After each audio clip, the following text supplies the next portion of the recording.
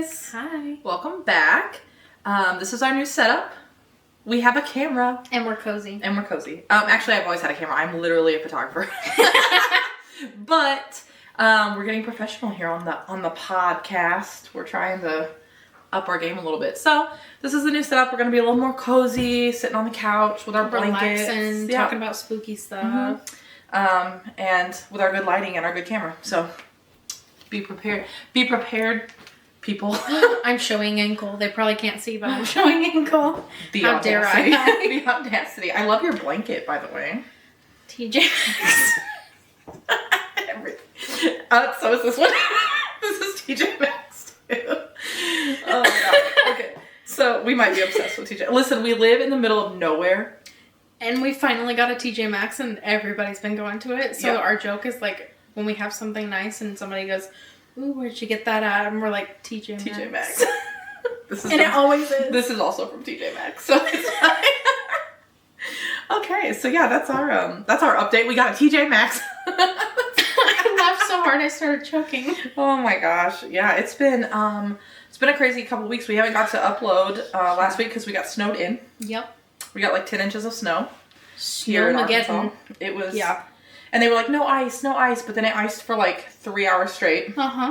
So that was fun. Yeah, so we were snowed in. I think we were stuck for at least 4 days, but I knew some people that were stuck for like 7. Oh yeah, because those Victorian roads, good for horses, not good for cars. No, my car went nowhere for 7 or 8 days. It was like, I'm not built for this. It said, I'm staying home. This is where I live. Thank you. And my husband, his car, he was like, I got 4-wheel drive or all-wheel drive. And guess what? He didn't.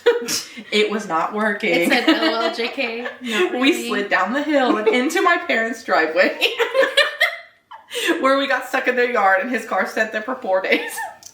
So, yeah, so we're back and we've got our new setup and we're cozy. Today we're going to be giving you a little history lesson, a little spooky history lesson on the infamous Basin Park Hotel here in Eureka Springs, Arkansas. We've done a lot with the Crescent. Oh, yeah. And we'll do more with the Crescent. I've actually got a project that we're working on right now that I'm excited about. So hopefully that comes to fruition. But today we're going to be talking about the Basin Park Hotel, which is also an infamous hotel here in Eureka Springs, known for being haunted. Oh, yeah. And it's got a lively past as well. So we're going to dive into that. And every floor is ground floor. Every floor is ground floor. Welcome to Eureka Springs. That's how our infrastructure works. Because it's literally built into the side of the mountain. So every floor is technically ground level. Yes. So, and we have stayed there before just to do ghost hunting. And so we have our own experiences with it and stuff. So we'll get to dive in a little bit to our experiences at the end. But, so the Basin Park Hotel, it's called the 1905 Basin Park Hotel, was actually built on top of the remains from the Perry House, which was built in 1880. And it was a luxury resort as well. But it was open from 81 until 90 when it burnt down. Yeah. And there are conflicting reports on how many deaths there were, if there were any. You can see some that say 3, some that say 1, some that say none. Yeah. It's all over the place. The general consensus was there was none. However, there are some newspapers that do say there were fatalities, but it was back in the day, so like reporting was kind of whoever told it. Yeah, they believed it. It was gospel. They said, oh, Billy Bob said that 4 people died in this. And they were like, that's the God's honest truth. Print it. So we don't know. We don't know for sure. But what we do know is that 15 years later, the Basin Park Hotel was built in 1905. It opened on my birthday, July 1st. Yes. So cancers.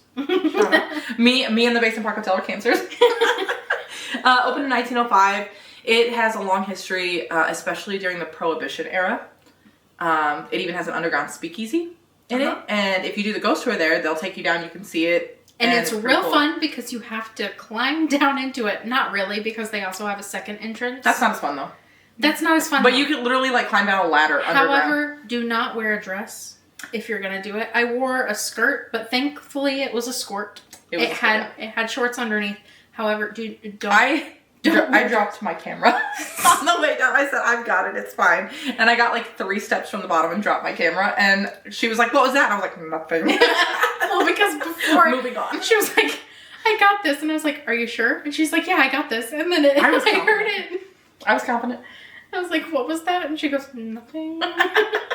It was the ghost. Okay. But no, it has the speakeasy where they would run liquor through Prohibition era. The Basin has ties to gangster activity. They are speculated that the mob came through there, and they'll tell you that on the ghost tour and stuff. Makes sense because Hot Springs, it's a few hours away, but they would have had to like come through this area. Yeah, Hot Springs, Arkansas, big mob ties to that. But they have had, while it didn't really have, a lot of death reports, it's been reported to be haunted ever since the Basin Park opened. Oh yeah, and basically. Well, then you also have the problem of it being a hotel, and a lot of people who are thinking about ending their lives do go there. Yep. Do go to hotels and do that, so they're not around family, so they're not found by family.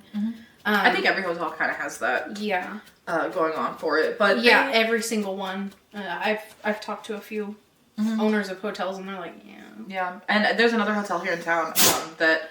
Sorry, my dog is sneezing. That actually I know has confirmed death. Not the Crescent. It obviously has a bunch of deaths. It was a quack hospital. But there is another hotel in town that is had someone die in an elevator in it. Oh, my dog's going through it right now. Anyway, but the main reported activity in the Basin. I'm leaving that in. She's so cute. It's fine. The main activity in the Basin is from room 310. Where they say that it is rumored that two spirits haunted. A little girl named Sarah and a woman named Charlotte. And Charlotte seems to be protective over Sarah. Seems to have had a traumatic past. She doesn't like men very much. And they think that has ties to room 307, which they named the cowboy room because they see a cowboy spirit in there. But it's rumored that during the cowboy era, Charlotte was abused by a cowboy, and I don't know that it's the same guy, but I think he might trigger her. She doesn't. I think she's afraid because if you go to the ghost tour of the Basin, they'll tell you all about it, that she was SA'd and abused and hurt essentially by cowboys. I mean, it was that era, but she now protects the little girl spirit that lives in that room, and they get a lot of EMF readings, a lot of spirit box in there. General areas of the hotel is haunted. The lobby, the speakeasy, they say, has some of that Prohibition era music going on in there that you can hear it play sometimes. And they think some of the gangsters that ran the alcohol through there are still there. And then in the Barefoot Ballroom, they have a ton of activity up there. It's on the top floor. Beautiful space. Yeah. Stained glass windows. It's gorgeous. They do events there and everything.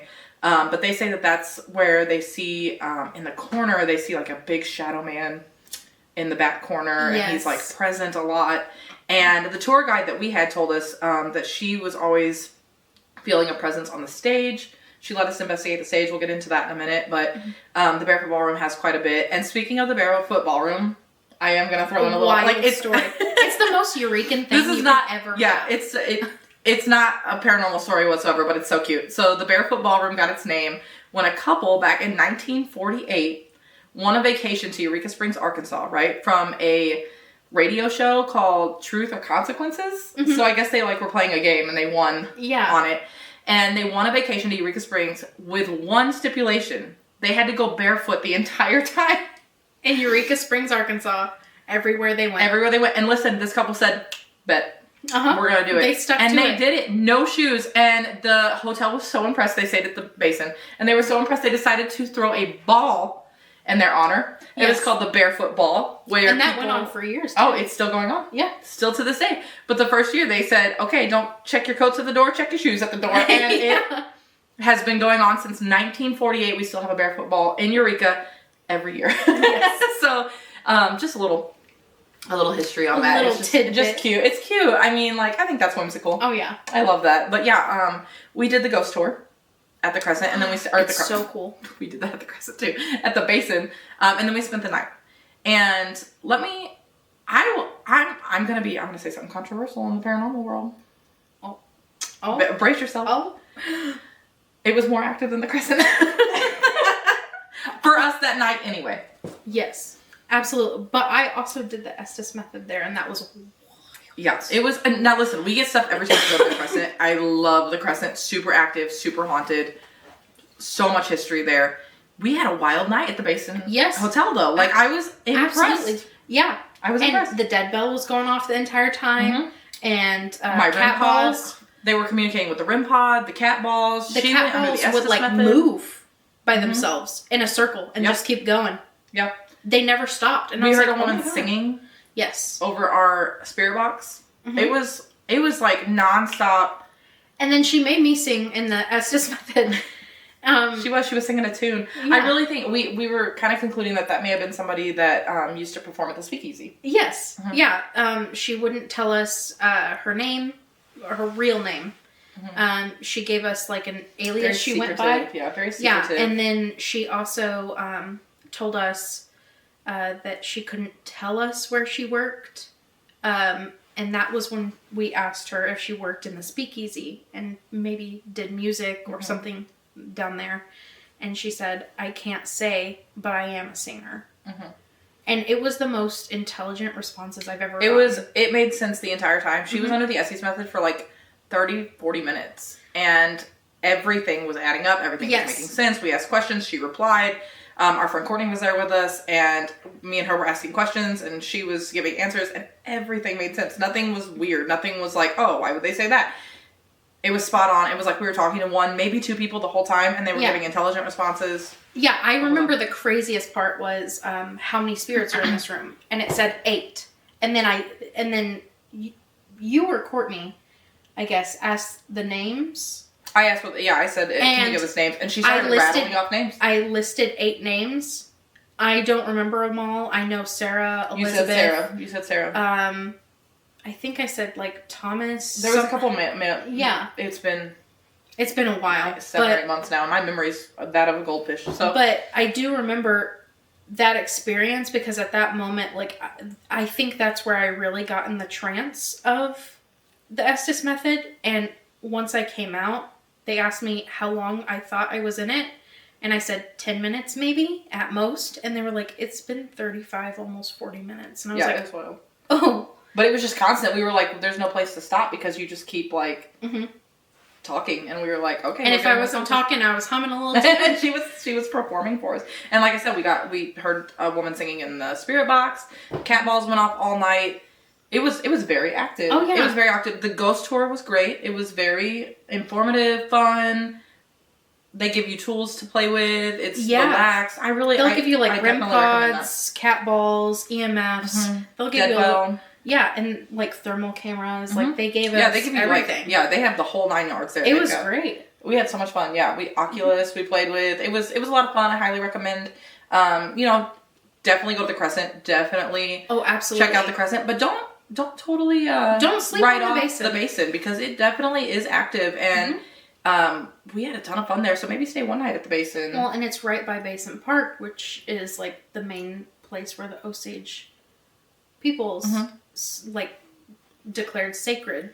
Right, because you all have to remember Eureka Springs itself is haunted land. It's not just the buildings. There's really nowhere to go in Eureka where it isn't some sort of lore to the land. Absolutely. It was native people's land. It was sacred land. Obviously, the white man came and took it from them, and that's tragic. But, it leads to hauntings. It leads to unresolved things. Big and so everywhere you go here is going to be haunted. But the Basin Park Hotel, Crescent Hotel are two of our beacons, I would say. But absolutely. You don't hear as much about the Basin as you do the Crescent. I feel like it's like they're owned by the same people. Mm-hmm. The Basin and the Crescent. I feel like it's a little bit of a stepchild. You know what I mean? Like they're like the Crescent. And then they're like, here's the Basin. It's downtown. Mm-hmm. But it is. I enjoyed it. I really enjoyed it. Yes, I do. I did enjoy it. I love the history of the Crescent. I mean, and I can't wait to do projects at the Crescent. Let me tell you, we've got something planned right now that I'm working on dates for. I'm so excited, and it's gonna be fun. It's gonna be fun. See, Bailey just kicked me. See, Bailey said, wrap it up. I love the history of the Crescent, but the Basin's activity was wild. It was very wild. Like I just feel like it was active 100% of the time. I would wake up in the middle of the night to cat balls going off, noises. I mean, lights, weird orbs, like everything. It was just one thing after another. Singing too. Like we would wake up, go to the bathroom or something, and we just hear humming back where our beds are. We went back over there, and everybody was asleep, and I was like, "What the heck?" Yep. So yeah, it was definitely active, definitely a fun night. So check it out if you're in Eureka Springs, the Basin Park Hotel. It's worth pretty it. cool. I'm sorry if you can hear my dog digging at her kennel right now in the bed. I got the puppy up. She's digging. She's trying to dig out of her kennel. But listen, I'm not about to have my 7-month-old puppy running laps around the couch right now as we're filming.